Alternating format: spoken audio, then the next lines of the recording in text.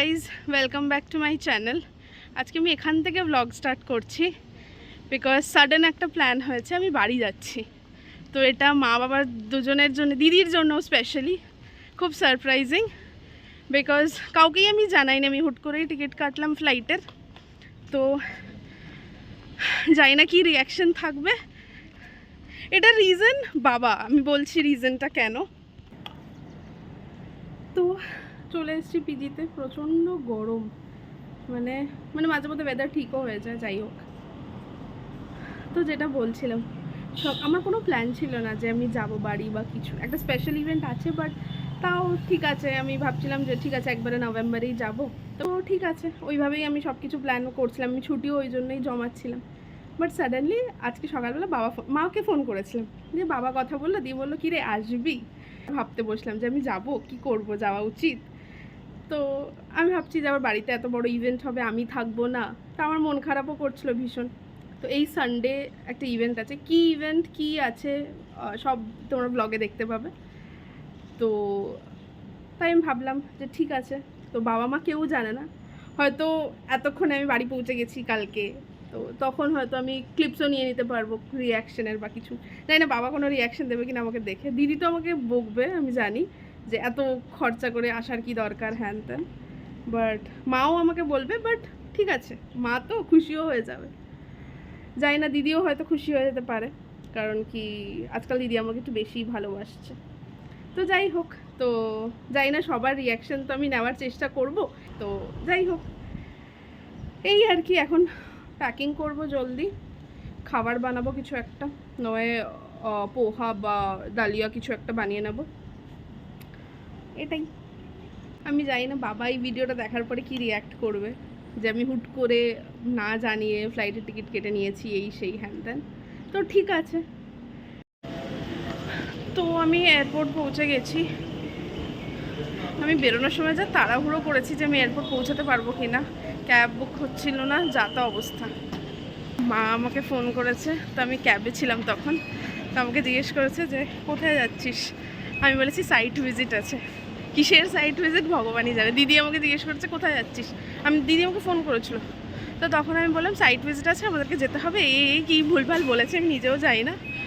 তো এই ব্লগটা দেখার পরে আমি জানি না আমি কি কথা শুনবো।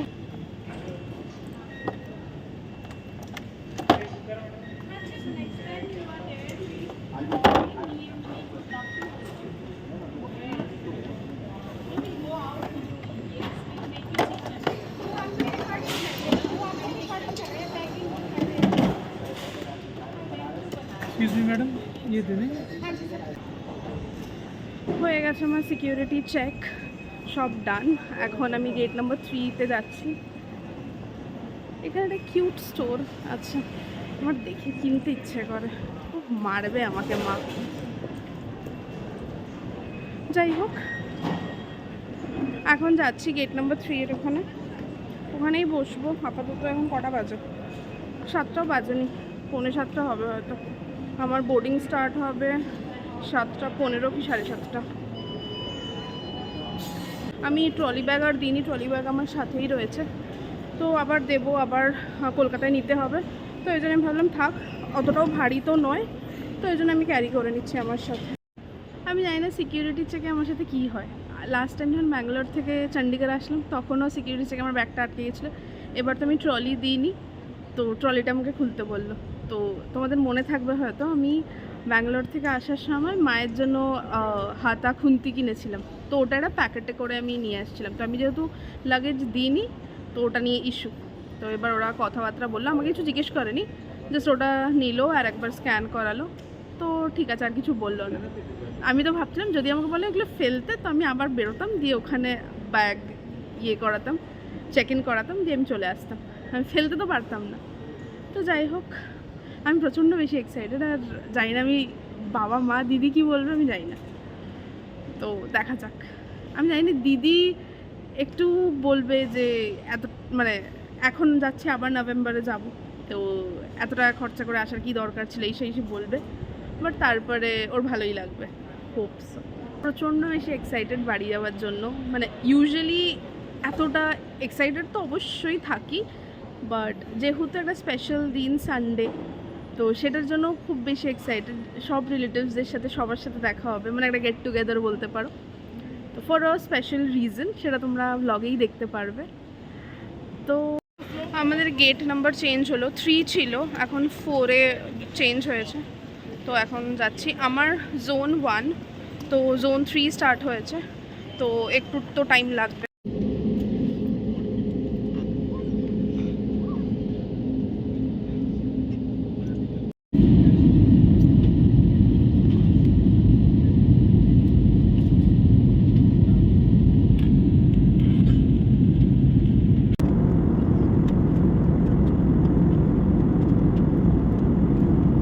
তো আমি কালকে 2:30-র সময় বাড়ি এসেছি। তো মা তো প্রচণ্ড শক, মানে মা প্রথমে বিশ্বাসই করেনি যে আমি এসেছি। তো যাই হোক, বাবাও খুশি হয়েছে, কিন্তু বাবা বকেছে আমাকে যে কেন জানিয়ে আসেনি। যাই হোক, তো দিদিকেও আমি সকালবেলা ভিডিও কল করেছিলাম, তো দিদিও খুব খুশি। তো এই আর কি, তো দিদিও এসছে। আমি ব্লগ করতে পারিনি সেভাবে, কারণ কি বাড়িতে এসে সবার সাথে কথা, এই সেই কাজ বাজ করে আমি ব্লগই শ্যুট করতে পারিনি। আর তারপরে দিদিও এসছে, দিদির সাথে আমার অনেকদিন পরে দেখা, তো ওর সাথে গল্প এই সেই করতে করতে সময় কেটে গেছে, আমি ব্লগ করতে পারিনি। তো যাই হোক, এটাই ছিল। আমি ভাবলাম যে ব্লগটা অ্যাটলিস্ট এন্ড তো করি।